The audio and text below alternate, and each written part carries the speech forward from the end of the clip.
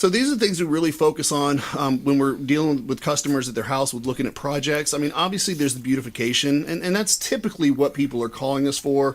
They want to either highlight something, some textures, some landscaping, something about the architecture, whatever that is. And so obviously we want to be able to go out there and position the lighting and design a concept that's going to really bring those features to life and really make that property pop.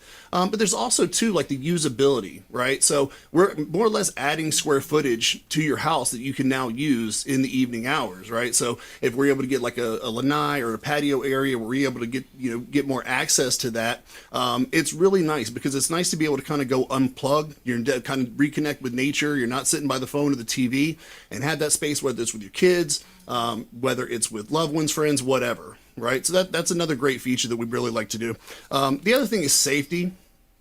As far as having a well-lit area, so some of us have older relatives that may come and visit, so again, the kids thing. So not having any of those dark spots on your property, maybe you're walking the dog, maybe you're taking the trash out or whatever, but we want to make sure that we have safe passage from place to place on the property. Right, So yeah, safe passage, that's a big part of it, especially, like as you mentioned, older folks. We do have an older demographic here in Tampa Bay.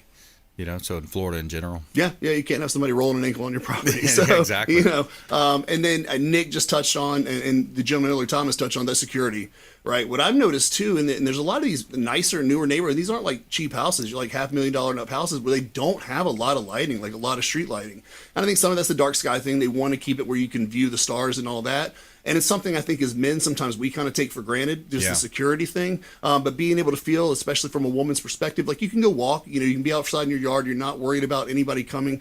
Having that well-lit house is a huge deterrent, right? So we focus on that as well. And then obviously the value as well.